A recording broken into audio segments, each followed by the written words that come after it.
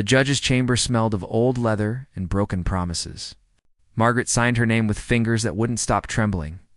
Across the mahogany desk, Henry watched her with eyes the color of storm clouds, unreadable and distant. Her mother sobbed quietly in the corner.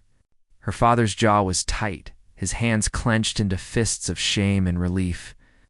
Debt had teeth, and it had been devouring them alive for 2 years. Henry's offer had arrived like a miracle wrapped in thorns. "It's done," the lawyer announced, sliding the marriage certificate across the desk. Henry stood, tall and imposing in his black suit. The car is waiting. Margaret had expected many things. Cruelty, perhaps. Cold indifference, certainly. She had armored herself against a monster. But when he offered his hand to help her stand, his touch was careful. Almost hesitant, the mansion rose before them like a glass cathedral, catching the dying light and turning it into something sharp and beautiful. Margaret stepped through doors that whispered when they closed, sealing her inside a world of marble floors and empty silence. Henry removed his jacket, draped it over a chair that looked like art. When he turned to face her, she saw something flicker in those gray eyes. Not desire, not possession, exhaustion. "Margaret," he said, voice low as distant thunder, "I need to tell you something." She stood frozen, her small suitcase still clutched in her hand like a shield. "I know what you must think of me," Henry continued, moving to the floor-to-ceiling windows that framed the city below like a painting. "A man who buys what he wants, who treats people like transactions. Isn't that what this is?" The words escaped before she could stop them. He turned, and the raw honesty in his face stole her breath. "I haven't touched a woman in 5 years." The confession hung in the air between them, heavy and shocking. Margaret's heart hammered against her ribs. This wasn't what she'd expected. Not at all. "I'm not the man you think I am," Henry said, voice breaking slightly. "I'm just someone who's been alone for a very long time. Too long." Margaret's lips parted, but before she could respond, footsteps echoed in the hallway beyond, heavy, purposeful. Henry's entire body went rigid. "That's impossible," he whispered. "No one has the code." The double doors burst open. A woman stood framed in the entrance, designer heels clicking against marble. Red lips curved into a smile that held no warmth. "Hello, darling," she said, her eyes sliding from Henry to Margaret with predatory interest. "Did you really think you could replace me?" The woman moved through Henry's mansion like she owned it, trailing expensive perfume and bitter memories. Her name was Victoria, and she wore her beauty like a weapon. 5 years, Henry?" Victoria laughed, the sound sharp as breaking glass. "Is that the lie you're telling this poor girl?" Margaret watched Henry's face drain of color. His hands, so steady moments before, trembled. "You need to leave," Henry said, voice barely controlled. "Now, but I have such interesting stories to share with your new little wife." Victoria circled Margaret like a shark scenting blood. "Did he tell you why we really ended? Did he mention the night I walked in and found him stop?" Henry's voice cracked like a whip. "Victoria, please." Margaret's throat tightened. The vulnerability she'd seen in him moments ago was being weaponized, twisted into something ugly. She should feel betrayed, angry. But looking at Henry's face, she saw only a man being torn apart by his past. "I was gone," Margaret heard herself say, voice stronger than she felt. "Whatever happened between you ended 5 years ago. This is his home. You're the one who needs to leave." Victoria's smile turned vicious. "Oh, how sweet. You actually believe him." She pulled her phone from her purse, fingers dancing across the screen. "Let me show you who you really married.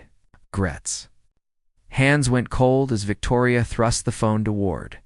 Her photos, messages, dates. Stamped just 3 months ago. "I haven't touched a woman in 5 years." Victoria mimicked cruelly. What a beautiful lie. Margaret looked at Henry, waited for him to explain, to fight back, to say anything, but he just stood there, frozen, the light dying in his eyes. "It's not what you think," he finally whispered. "Margaret, I can explain. Can you?" Margaret's voice broke. She'd known him for hours, had no right to this pain, and yet it cut deep. Not because she loved him, but because for one brief moment, she'd believed in his honesty. Victoria gathered her coat, victory written across her face. The billionaire and his purchased bride. How romantic. She paused at the door. Oh, and Margaret. Check the bank statements. Your parents' debt? Still there? Every penny of it. The door slammed shut. Margaret turned to Henry slowly. Tell me she's lying about the debt. Henry's silence was answer enough. You didn't pay them? Margaret's voice went hollow. The whole reason I'm here, the only reason I signed that paper I was going to, Henry said desperately. Tomorrow? I swear I was waiting for the ceremony to be complete, for the legal protection. Margaret laughed, the sound bitter in her throat. So I couldn't back out once I knew. No, Margaret, please listen. I trusted you. Then the words came out broken. For one moment, one stupid moment, I actually believed you were different. She grabbed her suitcase, headed for the door. Henry caught her wrist, gentle but firm. When she looked back, tears tracked down his face. Real tears. Raw and desperate. The photos are fake, he said. Victoria's been trying to ruin me for years. But the debt, Margaret, I made a mistake. Let me fix it. Let me prove. His phone buzzed. Once, twice, a dozen times in rapid succession. Henry pulled it out, and Margaret watched his face go from pale to ashen. What is it? It's your father, Henry whispered, staring at the screen. He's in the hospital. Heart attack. They're saying his voice broke. They don't know if he'll make it through the night. The hospital hallway smelled of antiseptic and fear. Margaret's shoes squeaked against linoleum as she ran toward her mother's silhouette, collapsed in a plastic chair outside the ICU. Mom. Her mother looked up, face ravaged by tears. They won't let me see him. They say he's critical, Margaret. They say, I'm here. Margaret held her mother while she shattered. Behind them, Henry stood at a respectful distance, phone pressed to his ear, voice low and urgent, minutes stretched into hours. Margaret watched through the small window as doctors worked over her father's still form, machines beeping their mechanical prayers. Mrs. Margaret. A doctor approached, tired eyes finding hers. Your father needs emergency bypass surgery. Multiple blockages. Without it, he won't survive the night. Then do it, Margaret said immediately. The surgery costs. The doctor paused, uncomfortable. Your insurance won't cover it. We need authorization for payment before I'll handle it. Henry stepped forward, pulling out his wallet. Whatever it costs. Do it now. The doctor hurried away. Margaret's mother clutched Henry's hand. Thank you. Oh God, thank you. But Margaret saw the calculation in Henry's eyes. The transaction. He was buying her compliance with her father's life. Don't, she said quietly. Don't you dare use this. Henry's jaw tightened. That's not what I'm doing, isn't it? Margaret's voice was ice. My father's dying, and suddenly the money appears. How convenient. I was always going to pay, Henry said, desperation creeping into his tone. I told you I just needed. I don't care what you need. Margaret stepped closer, voice low and furious. Save my father. Then we're done. I'll stay married to you on paper for however long you need for your legal protection, or your business deal, or whatever this really is. But that's all this will ever be. A contract. Nothing more. Something broke in Henry's face. He nodded once, sharp and final, then walked away. 3 hours later, the surgeon emerged. He made it through. Next 24 hours are critical, but he's stable. Margaret sobbed with relief. Her mother held her tight. He's alive because of your husband, Margaret. That man saved him. Margaret said nothing. At dawn, she found Henry in the hospital waiting room, slumped in a chair, still in his wedding clothes. He looked broken, defeated. The debt is cleared, he said without opening his eyes. All of it. Check your parents' accounts. I've had my lawyers draw up papers. You can divorce me whenever you want. No penalties. No strings. Margaret stared at him. This made no sense. Why? Because you were right. Henry's voice was hollow. I am that man. The one who makes transactions, who manipulates, who can't just be honest without it being part of some scheme. He finally looked at her. But I never wanted to be him with you. The photos Victoria showed me. I can prove they're fake. Metadata, digital forensics, whatever you need. Henry stood, swaying slightly from exhaustion. But it won't matter, will it? I've already lost your trust. He walked toward the exit. Henry, wait. Stopped, but didn't turn around. Margaret's hand shook. Victoria told me to check your bank statements. About my parents' debt? But I didn't believe her. Not completely. Henry turned slowly. Hope and fear warred in his expression. I saw how you looked at me, Margaret continued. When you made that confession, that wasn't manipulation. That was real pain. It was, Henry whispered. So why didn't you pay the debt immediately? What were you really waiting for? Henry's shoulders sagged. I was scared, he admitted, voice breaking. That once your family was free, you'd realize you didn't need to stay. That the only thing keeping you here was obligation. And I know how pathetic that sounds, how selfish. But he dragged a hand through his hair. I just wanted one day. One day where someone looked at me like I wasn't a transaction. Margaret's throat tightened. You should have told me, I know. You should have trusted me, I know. Margaret took a step toward him. Then another. For what it's worth, I wasn't looking at you like a transaction. Not after you told me about being alone. Henry's eyes glistened. Really? Before Margaret could answer, her phone exploded with notifications. Text after text from unknown numbers. Her social media accounts lit up like Christmas.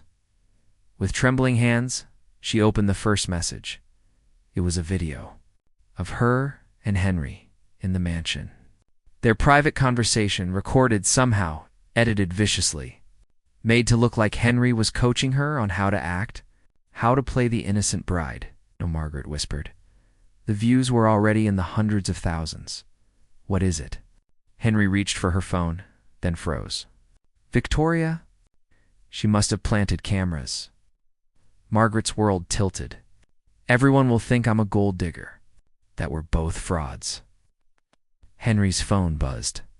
He looked at it, and his face went white. It's worse than that. My board is calling for an emergency meeting. They're threatening to remove me as CEO. They're saying this scandal proves I'm unfit to lead. Everything they'd tried to build in one honest conversation was crumbling. I can fix this, Henry said urgently. If we go public, tell the truth. The truth. Margaret laughed bitterly. Which truth? That you bought a bride? That I married you for money? It's all true, Henry. All of it. Not all of it, Henry said quietly. Not what happened between us in that living room.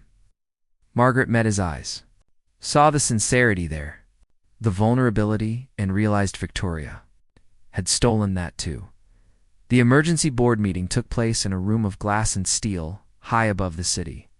12 faces stared at Henry with expressions ranging from disappointment to barely concealed satisfaction. Margaret sat beside him, neck straight, chin high. She'd insisted on coming. Mr. Ashford, the lead board member began. This video has damaged the company's reputation significantly. Our shareholders are concerned about your judgment. Your character. Henry's jaw tightened. The video is taken out of context. My wife and I, your purchased wife, someone interjected. Cruel laughter rippled around the table. Margaret's hand found Henry's under the table, squeezed once. His fingers intertwined with hers, holding tight. I entered this marriage of my own free will, Margaret said, voice steady despite her racing heart. To save my family. Henry offered help when no one else would. For a price, another board member sneered. Yes, Margaret agreed, surprising them. For a price. He wanted companionship.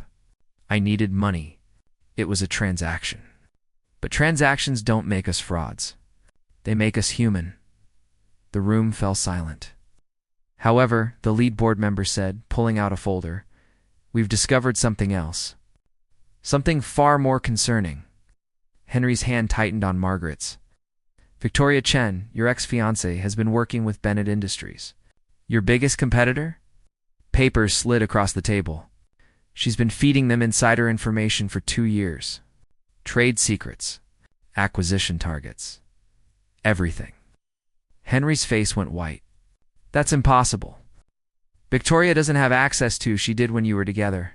And apparently you never changed your passwords after she left. The board member's expression was grave. The question is, did you know? Were you complicit? Of course not, Henry said, voice shaking with anger and shock. Then explain this. Ad video played on the screen. Victoria and Henry in what looked like his office, her hands on his shoulders, leaning close. The timestamp read 3 months ago. Margaret's stomach dropped. She came to my office, Henry said desperately. She was trying to manipulate me to get information. I threw her out. You can check the security logs. We did, the board member said. There are no security logs for that day. They've been wiped. Margaret watched Henry crumble before her eyes. The trap had been perfect. Years in the making, Victoria had help, Margaret heard herself say. Everyone turned to stare at her. Someone on the inside. Someone with access to security systems and Henry's schedule. Someone who knew exactly when to strike. Her eyes moved across the faces at the table and stopped on one man. Gerald Whitmore, Henry's CFO. The man was sweating. Mrs. Ashford, Gerald said with a forced laugh. Are you suggesting you were at our wedding? Margaret continued, voice gaining strength. Henry said there was only his lawyer. But I saw you. In the back of the judge's chamber, you left before the ceremony finished. Henry's head snapped toward Gerald. You told Victoria where we'd be? This is absurd, Gerald blustered. I was there as a witness. You've been working with her, Henry said, standing slowly. All this time? The missing logs. The planted cameras in my home. The board meeting called at the exact moment to cause maximum damage. His voice went cold. You wanted my position? Gerald's mask slipped. For just a moment, Margaret saw pure hatred flash across his face. You were supposed to stay alone, Gerald said quietly. Isolated. Easy to control. But you had to go and buy yourself a conscience. He looked at Margaret with contempt. How touching. Gerald Whitmore, the lead board member said, standing, you're terminated effective immediately. Security will escort you out. We'll be pressing charges. As security dragged Gerald away, he turned back, eyes wild. You think you've won? Victoria has copies of everything. Every secret. Every vulnerability. She'll burn your company to the ground, Henry. And there's nothing you can do to stop her. The room erupted in chaos. Henry pulled Margaret into the hallway, away from the noise. His hands cupped her face. You didn't have to do that. Defend me in there. Yes, I did, Margaret said. Why? Margaret looked at this man she barely knew. This wounded, honest, complicated person who'd shown her more truth in a few hours than most people shared in years. Because somewhere between the transaction and the truth, she said, I started to care. Margaret, Her phone rang. Her mother's number? Margaret answered and heard only sobbing. Mom? What's wrong? It's your father, her mother choked out. He's taken a turn. The doctors say, you need to come now. They don't think her voice broke completely. They don't think he'll make it through the hour. Margaret's world stopped. We need to go, Henry said, already pulling her toward the elevator. Now, they ran through the hospital corridors, but when they reached the ICU, a doctor stopped them. I'm sorry, she said, eyes full of sympathy.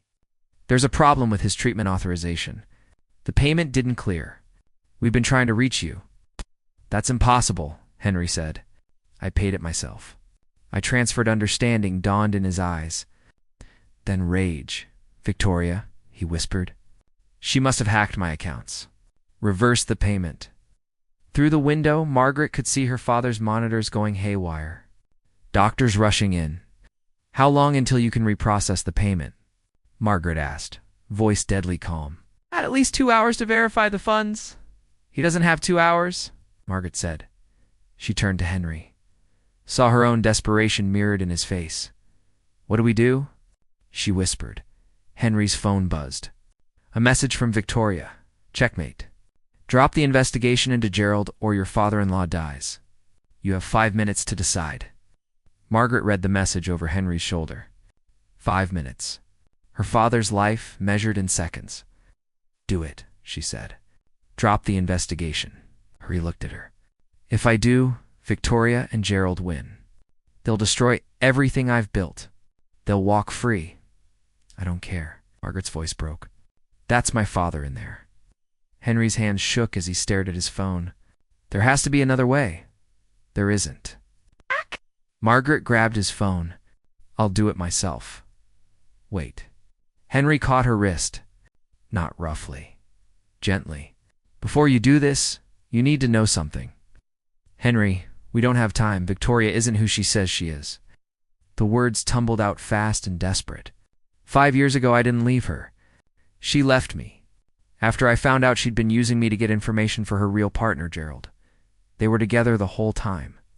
Everything she's done, every move, it's been about revenge because I tried to expose them back then, and they made me look like the villain instead. Margaret's breath caught.